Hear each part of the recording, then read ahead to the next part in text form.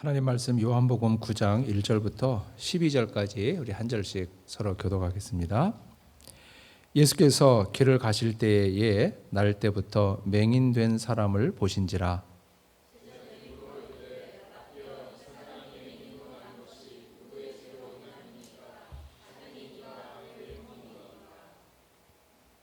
예수께서 대답하시되 이 사람이나 그 부모의 죄로 인한 것이 아니라 그에게서 하나님이 하시는 일을 나타내고자 하심이라.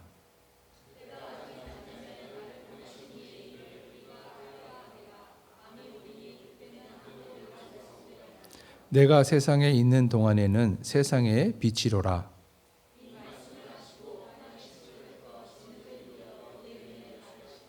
이르시되 실로암 못에 가서 씻으라 하시니, 실로암은 번역하면 보냄을 받았다는 뜻이라. 이에 가서 씻고 밝은 눈으로 왔더라.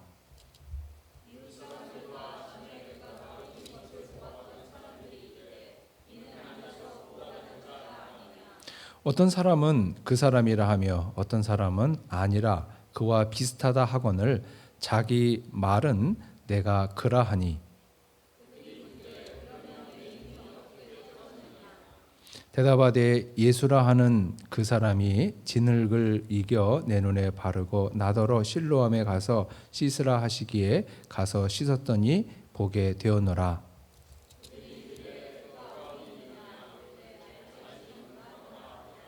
아멘. 앉으시죠. 사람들의 마음속에는 세 마리의 개가 있습니다. 선입견과 편견이라는 이름의 개를 갖고 있는데요. 사람들은 선입견과 편견이라는 개가 보게 하고 또 듣게 하는 것을 보고 듣고 압니다. 사람들은 거의 평생 이 선입견과 편견의 범위를 넘어서지 못하고 그 안에 갇혀서 삽니다. 마치 감옥에 갇혀 있는 사람처럼 편입견과 또 편견을 통해 세상을 보고 판단하는 거지요. 그런데 이 선입견과 편견과는 전혀 다른 개가 있는데 그 개 이름은 백문이불여일견입니다. 너무 길어서 그냥 일견이라고 하겠습니다. 이 백문이불여일견, 일견은 우리로 하여금 선입견과 편견으로부터 조금은 벗어나서 진실을 보게 하는 거죠. 그렇기 때문에 우리는 편견과 선입견 외에 백문이불여일견이라는 이런 일견을 꼭 갖고 있어야 합니다. 오늘 우리가 함께 읽은 이 본문 가운데 보면 편견과 선입견에 사로잡혀 있는 참 많은 사람들을 봅니다. 그래서 편견과 선입견에 사로잡혀 있어서 보아야 할 것을 보지 못하는, 눈을 떴지만 맹인의 상태로 살아가는 사람들이 정말로 많은 거지요. 오늘 본문을 보면서 우리는 과연 나는 어떤 편견과 선입견에 사로잡혀 있어서 내가 보아야 할 진리를 보지 못하는지, 내가 반드시 보아야 되는데 어떤 편견과 선입견으로 인해서 내가 보아야 하고 알아야 하고 깨달아야 하는 말씀을 듣지 못하는지를 우리가 함께 깨달으면서 오늘 우리 각자를 향하신 그리스도의 음성을 함께 듣고자 합니다. 예수께서 길을 가시다가 태어날 때부터 맹인이 된 사람을 만납니다. 근데 제자들이 물어요. 선생님, 저 사람이 맹인이 된 것은 누구의 죄 때문입니까? 저 사람입니까? 그 부모입니까? 사실 이 질문은 굉장히 심각한 질문이 아니고 새로운 질문도 아니에요. 거의 99% 답변을 예상할 수 있는 가벼운 질문입니다. 당시 사람들의 입장에서 보면 저 사람이 나면서부터 맹인으로 태어났다. 그것은 둘 중에 하나예요. 부모의 죄거나 그 사람의 죄거나. 그래서 제자들이 예수께서 이 질문을 던지신 것은 그 부모의 죄다. 아니, 그 본인의 죄다. 이런 답변을 기대하고 제자들이 가볍게 물은 거예요. 어떤 사람이 맹인으로 태어난 것은 부모의 죄거나 본인의 죄다라고 하는 것은 당시 유대인들이 갖고 있는 일종의 사회적인 통념이지요. 사실 예수님의 제자들도 그리고 예수님도 유대인으로 태어났고 유대인으로 살았기 때문에 그런 통념으로부터 자유하기는 결코 쉽지 않았었습니다. 그런데 예수님께서는 전혀 다른 답변을 하십니다. 저 사람이 나면서부터 맹인이 된 것은 저 사람의 죄나 부모의 죄가 아니라 저 사람을 통해서 하나님께서 하고자 하시는 일을 하기 위해 저 사람이 맹인으로 태어난 것이다. 이렇게 답변을 하셔요. 이 사회적인 통념을 뒤엎는 거지요. 여러분, 우리가 예수의 이 말씀 속에 우리가 꼭 기억해야 될 두 가지는 뭐냐면, 저 사람이 나면서부터 맹인된 것은 본인의 죄도 아니고 부모의 죄도 아니다. 이 말은 그 맹인이 나면서부터 맹인이었던 사람과 그 부모가 원죄가 없다는 뜻이 아니고, 저 사람이 저렇게 맹인으로 태어난 그것은 그나 본인이나 그 부모의 어떤 도덕적 윤리적 잘못의 결과가 아니라는 뜻이에요. 또 하나는 무엇을 기억해야 되냐면은, 저 사람이 맹인으로 태어난 그것은 하나님께서 저 사람을 통해서 하고자 하시는 그 일을 지금 하기 위해서 그 사람이 그렇게 태어났다는 거예요. 이거를 일반화해서 세상의 모든 안 못 보는 사람, 그 사람은 전부가 다 하나님께서 하실 일을 위해서 그렇게 태어났다, 이렇게 일반화해서는 좀 곤란한 거죠.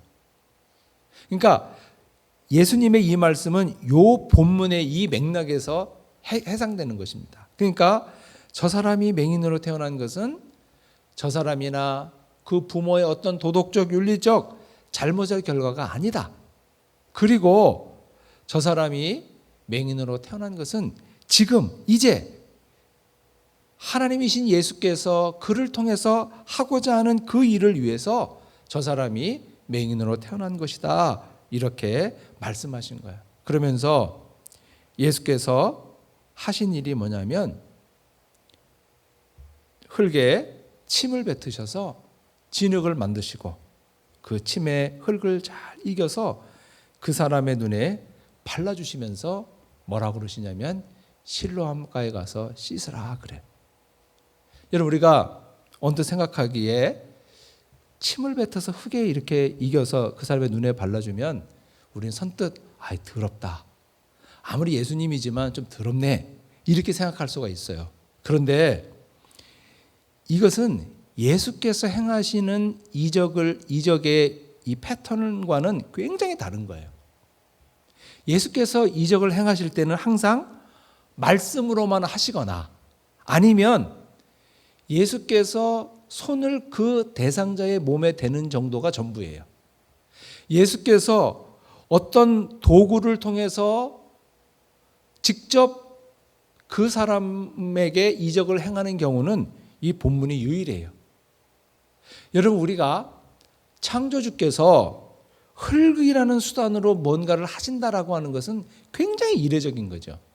이게 성경에 딱 2번 나옵니다. 태초에 하나님께서 흙으로 사람을 지으셨죠. 그리고 오늘 2번째 나온 사건이 이거예요. 흙으로 침을 뱉어서 흙으로 이겨서 그 사람의 눈에 발라주신 것. 흙을 통한 이 퍼포먼스는 예수 그리스도의 재창조의 역사를 말해주는 거예요. 태초에 하나님께서 에덴 동산에서 흙으로 사람을 지으셨던 그것처럼 그리스도께서 이 흙의 이 퍼포먼스를 통해서 새로운 창조, 재창조 역사를 하는 거예요. 그래서 시력이 없던 이 사람에게 시력을 주시는 이 퍼포먼스를 하시는 거죠. 이 사람이 드디어 이제 예수님의 은혜를 덧입어서 실로암가에서 씻음으로써 이 사람이 시력을 갖게 됐습니다. 이 사람이 시력을 갖게 되었을 때 우리가 생각하면 주변 사람들이 되게 축하해주고 기뻐해줄 것 같은데 문제가 더 심각해졌어요. 앞을 못 보던 사람이 앞을 보게 되니까 얼굴 인상도 많이 달라졌던 것 같아요. 사람들이 그 사람이라고 말하는 사람도 있고 아니라고 말하는 사람이 있어요. 갑론을박이 벌어졌는데 이 본인이 뭐라 그러냐면 내가 그라고 말하는 거예요. 그러자 사람들이 바리새인에게 이 사람을 데리고 갑니다. 그러자 바리새인들이 물어요. 도대체 어떻게 된 거냐? 어떻게 내가 선천적으로 볼 수 없던 내가 어떻게 보게 되었느냐? 이렇게 묻게 돼요. 그러자 이 사람은 거짓말을 해야 할 이유가 전혀 없는 거죠. 사실 그대로 말을 합니다. 그러자 이 바리새인이 문제를 삼기 시작합니다. 이 사람이 눈을 뜨게 되는 그 의료행위, 그 치료행위를 한 그날이 안식일이라는 거예요. 그래서 이 바리새인들은 나면서 맹인되었던 이 사람을 이제 보면서 그 부모에게 데리고 가서 정말 이 사람이 나면서부터 맹인이었더냐 이 사실을 확인하고 내가 어떤 과정을 통해서 예수라는 사람에 의해서 눈이 띄어졌느냐 이것을 묻습니다. 그 바리새인들 중에는 분명히 그것은 안식일의 의료행위, 일을 했기 때문에 안식일을 범한 것이다 라고 생각하는 사람도 있고 또 어떤 사람들은 그런 위대한 능력이 어떻게 하나님의 사람이 아니면 어떻게 그런 능력을 행할 수 있겠느냐 이렇게 갑론을박이 벌어졌는데 대세는 안식일을 범했다는 것에 이렇게 이제 거기로 대세가 몰아지는 거예요. 그러면서 이 바리새인들은 예수님이 안식일을 범한 죄인이라는 거예요. 그러면서 나면서부터 눈 먼 자였던 이 사람에게 함께 그러니까 그 예수가 안식일에 범했다는 그 일에 그 정죄 행위에 동조하라고 요구하는 거예요. 근데 이 사람은 그럴 수 없었던 거죠. 그래서 그 결과는 뭐냐면 바리새인들이 이 나면서부터 맹인되었던 이 사람을 이 유대 공동체에서 추방해 버립니다. 유대인들 사회에서 유대 공동체에서 추방했다라고 하는 그 사실, 추방했다는 그 사실은 굉장히 중요한 거예요. 이것은 사회적으로 무엇을 말하냐면 이것은 사회적인 사형을 말하는 것입니다. 사회적인 사형. 그러니까 그 전에 이 사람은 맹인이었을 때는 유대 공동체의 일원이기 때문에 다른 사람으로부터 빌어먹을 수가 있었어요. 이제는 유대 공동체에서 추방을 당해버리면 파문을 당해버리면 유대 공동체로부터 어떠한 도움도 받을 수 없는 유대 공동체에서는 그야말로 유령 인간을 취급을 하는 그런 상태가 된 거죠. 누구도 그를 상대해 주지 않는 그런 상태가 된 것입니다. 나면서 맹인이었던 이 사람이 유대교에서 추방되었다는 소식을 듣고 예수께서 이 사람을 찾아가십니다. 그러면서 물으셔요. 내가 인자를 믿느냐? 여러분, 내가 인자를 믿느냐? 이 인자라는 말이 너무너무 중요한 거죠. 인자라는 말은 우리가 사람의 아들이다 이런 뜻이잖아요. 그런데 구약 성경에 보면 인자라는 말은 주로 하나님께서 선지자를 부를 때 사용하신 말이에요. 인자야, 내가 무엇을 보느냐? 그래서 하나님께서 에스겔 선지자를 부르실 때 인자라는 말을 많이 쓰시는데 예수께서 자신을 지칭할 때 인자라는 표현을 해요. 이것은 하나님이 선지자를 부를 때 사용하는 인자와 예수께서 자신을 지칭할 때 그 인자는 전혀 다른 인자예요. Son of Man, 사람의 아들인데 하나님이 선지자를 부를 때 사용하는 인자는 Son of Man as Son of God이에요. Son of Man as Son of Man이에요. 사람의 아들로서의 인자예요. 그러나 예수께서 자신을 지칭할 때 사용하는 인자, son of man은 son of man as son of God이에요. 하나님의 아들로서의 인자예요. 이 근거가 어디에 나오냐면 다니엘서 7장 13절에 나오는 거예요. 다니엘이 예수 그리스도께서 이 땅에 오시기 600년 전에 바벨론 땅에서 환상을 봅니다. 인자 같은 이가 구름을 타고 오시는 그 환상을 봐요. 메시아로 오시는 인자 같은 이를 보는 거예요. 근데 그것의 근거에서 예수님은 자신을 인자라 그랬어요. 이 말의 의미는 예수께서 자신을 인자라고 칭하시는 이 말의 의미는 나는 그 옛날 다니엘이 환상 가운데 보았던 이 땅에 오실 메시아, 바로 그 메시아가 바로 나라는 뜻인 거예요. 예수께서 나면서 맹인이었던 이 사람에게 내가 인자를 믿느냐? 그럴 때 이 사람이 말합니다. 그분이 누구십니까? 나도 그를 믿기를 원하는데 그분이 누구십니까? 그러자 예수께서 내가 지금 그를 보았다. 너와 지금 말하고 있는 그가 바로 인자다. 이렇게 말씀하셔요. 그 말이 끝나기가 무섭게 그 사람이 말합니다. 주여, 제가 믿습니다.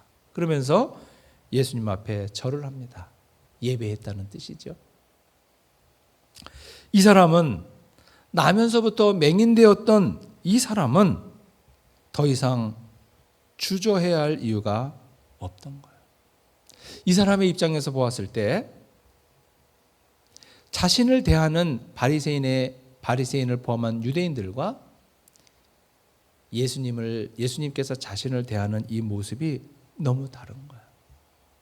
다른 사람들은 자기를 단 하나, 앞을 보지 못한다는 그 단 하나의 이유로 죄인 취급을 합니다.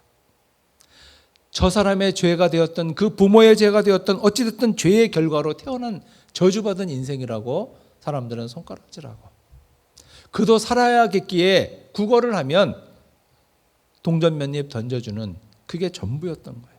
이제 그마저도 이 사람이 예수를 안다고 하고 본다 하니까 그마저도 끊어버리고 유대 사회에서 퇴출을 시켜버렸습니다. 그런데 다가오신 인자는 자기를 그렇게 대하지 않아요. 아주 소중한 사람으로, 아주 귀중한 사람으로 자신을 대합니다. 지금 나면서부터 맹인이었던 이 사람에게 예수께서 안식일을 범했느냐 범하지 않았느냐, 그것은 중요한 것이 아니에요. 이 사람은 결정적으로 내가 볼 수 있느냐 보지 못하느냐, 이것이 너무 중요한 것입니다. 예수께서 이 사람에게 이런 말씀을 하십니다. 보지 못하는 자들은 볼 것이요, 보는 자들은 보지 못할 것이다. 그러자 그 말을 듣고 바리새인이 말합니다. 우리도 장님인가?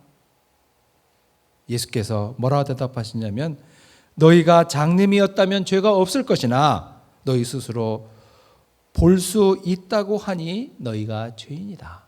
무슨 말이냐면 내가 보지 못하기 때문에 알지 못한다면 죄가 없지만 내가 스스로 하나님을 안다고 하고 하나님을 본다고 하면서 예수를 부인하는 그 자체, 그것이, 그 상태가 너희가 바로 죄인이라는 상태라는 거죠. 여러분, 우리는 맹목이라는 말을 참 많이 하지요. 여러분, 맹목이라는 게 뭐지요? 맹목이라고 하는 것은 눈이 가려진 상태지요. 눈은 떠 있는데 맹목, 그것은 전후좌우를 살펴볼 수 없는, 그래서 이 맹목적인 이 상태 속에서는 바른 판단과 바른 결정을 하지 못합니다. 이 맹목에 사로잡혀 있으면 어떤 일을 하고도 그 양심의 가책을 느끼지도 못하는 거예요. 여러분, 바울이라는 사람이 어땠습니까? 그는 살기가 등등해서 예수 믿는 자들을 닥치는 대로 죽이고 닥치는 대로 감옥에 보냈어요. 그래도 양심의 가책을 전혀 느끼지 않았어요. 내가 이거 잘못된 일을 하고 있구나, 그런 거 없고 사람에 대한 동정 그 자체가 없었습니다. 그 사람은 그렇게 열심을 내고 특심을 내면서 이것이 하나님을 위한 일이라고 생각을 한 거예요. 그런데 그의 편견과 그의 선입견을 완전히 무너뜨린 그 사건은 부활하신 주의 음성을 듣는 것이었습니다. 사울아 사울아 내가 왜 나를 핍박하느냐. 이 주의 음성이 그의 편견과 그의 선입견에서 그를 구원해내고 그로 하여금 그리스도를 보게 하고 진리를 보게 했어요. 여러분, 사람이 맹목에 빠지면 사람은 괴물이 됩니다. 여러분, 우리가 기억하는 것처럼 히틀러의 나치즘, 유태인 600만 명을 학살했어요. 당시 전 세계 유태인 인구의 정확히 절반입니다. 여러분, 600만 명이면 정말 무지무지하게 많은 숫자예요. 그 많은 유태인들을 다 죽이는 거예요. 게르만 민족은 위대하고 유태인은 더럽고 쓰레기 같은 인종이기에 청소해야 한다는 그 맹목, 그 하나로 그 수없이 많은 사람들을 죽였던 것입니다. 능력에 따라 일하고 필요에 따라 분배받는 공산주의 이상을 주장하면서 목적이 정당하면 목적을 위해서 그 어떤 수단도 정당화될 수 있다는 그런 주장을 하면서 2차 세계대전 당시 스탈린은 1천만 명의 사람을 죽였어요. 여러분, 우리가 기억해야 될 우리 기독교의 흑역사인데 우리가 종교적인 맹목도 어마무시하게 무섭습니다. 마틴 루터가 1517년에 종교개혁을 일으켰는데 개혁이 진행되면서 종교개혁은 이제 신학자의 손을 넘어서 정치인의 손에 들어갑니다. 1618년부터 1648년까지 독일에서 30년 전쟁이 일어나는데 그게 종교전쟁이거든요. 구교와 신교의 사람들이 서로가 서로를 예수의 이름으로 하나님의 이름으로 정죄하며 죽이는데 야, 정말 이렇게 죽이다가는 인간의 씨가 마르겠다. 그렇게 될 때까지 죽였어요. 30년을. 그래서 독일이 폐허가 됩니다. 독일이 강력한 나라임에도 불구하고 독일이 유럽에서 가장 낙후된 나라가 된 결정적인 이유는 이 30년 전쟁이에요. 1648년 베스트팔렌 조약을 맺으면서 각 영주가 택한 종교를 믿는다. 영주가 구교를 택하면 구교를 죄다 믿고 영주가 신교를 택하면 신교를 죄다 믿는다. 그 결론을 얻기까지 얼마나 많은 사람이 죽었는지 모릅니다. 하나님의 이름으로, 예수의 이름으로.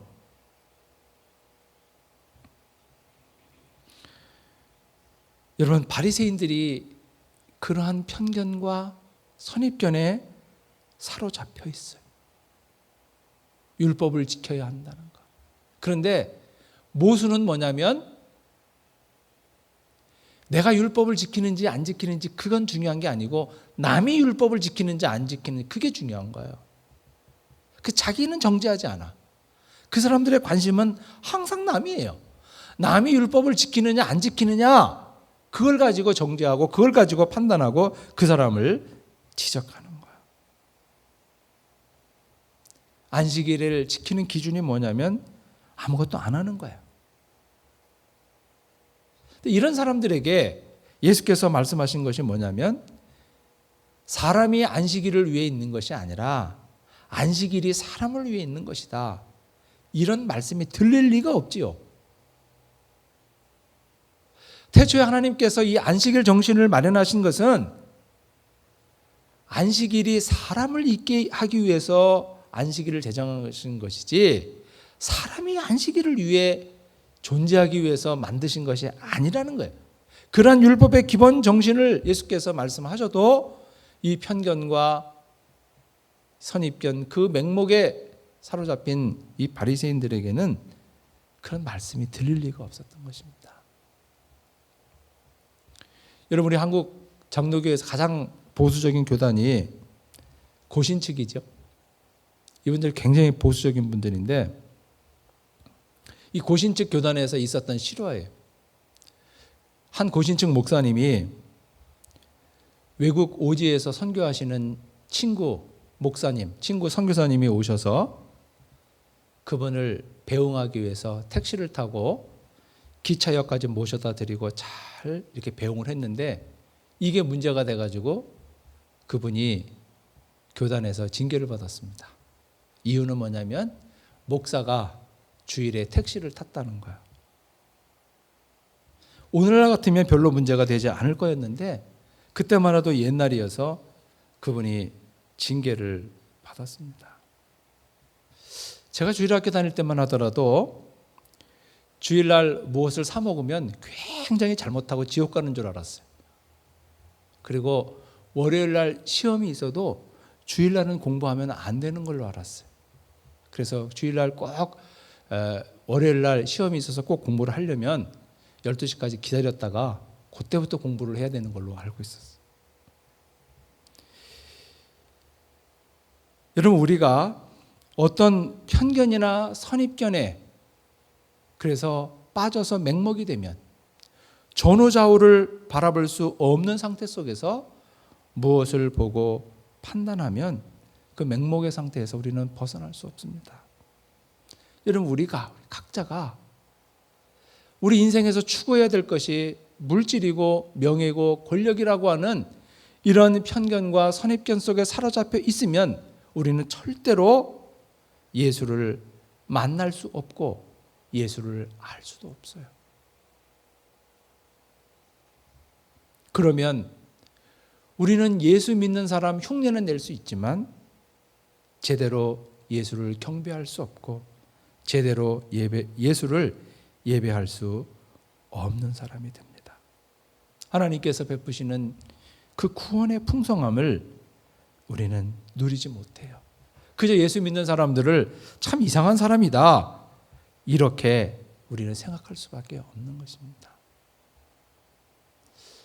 여러분, 우리 마음속에 있는 이 편견 그리고 선입견 이것으로부터 우리는 자유해야 돼요. 어떤 사람들은 정말 나는 사람이 처녀의 몸에서 태어날 수 없다. 죽은 자는 부활할 수 없다. 다시 살 수 없다.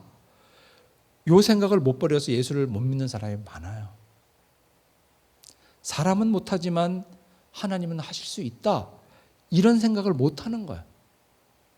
그러니까 하나님도 사람의 영역을 넘어설 수 없다는 그러한 자기 신념 속에 있기 때문에 주님의 동정녀 탄생이나 그리스도의 부활을 믿지 못하는 거예요.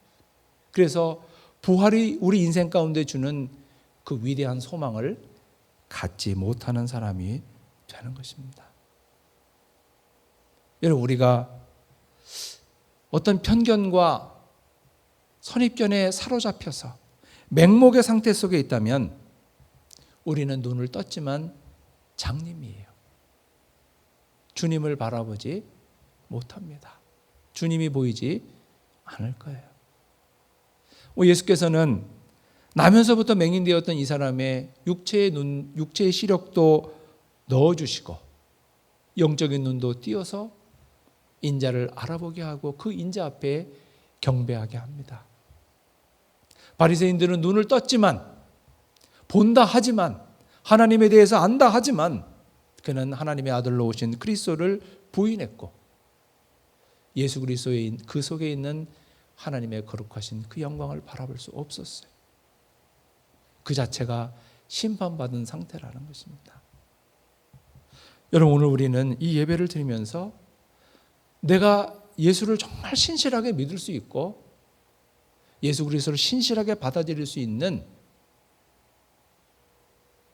그러한 내 믿음이 되기 위해서 나는 어떤 편견과 선입견을 버려야 할지 오늘 그 각자 주께서 우리 마음 가운데 도전을 주실 것입니다. 그 속에 있는 우리 속에 있는 편견과 선입견을 벗어버리고 우리 인생을 향하신 그리스도의 뜻과 우리를 향하신 그리스도의 충만한 그 은혜와 그 영광을 바라볼 때 우리는 예수를 진실로 경배할 수 있는 그러한 믿음의 사람이 될 것입니다. 이 은혜가 함께 하시기를 축복합니다. 자비로우신 주님, 귀하신 은혜와 사랑을 감사드립니다. 주님, 저희들 속에 있는 편견과 선입견, 그 맹목의 상태 속에서 우리가 바라보아야 할 주님을 바라보지 못하고 알아야 할 주님을 알지 못하는 그런 어둠 속에서 살아가지 않도록 하나님 은혜를 내려 주옵소서. 눈을 떴지만 장님의 상태로 살아가는 그런 비극의 주인공이 되지 않도록 우리를 붙들어 매고 있는 편견과 선입견으로부터 자유케 하셔서 과연 충만한 하나님의 영광과 하나님의 은혜를 마음껏 누리는 복된 믿음의 사람들이 되게 하시고 그리스도 예수의 부활에 그 영광에 참여하며 그 부활의 소망 가운데 살아가는 저희들이 될 수 있도록 은혜를 내려 주옵소서. 예수님의 이름으로 기도하옵나이다. 아멘.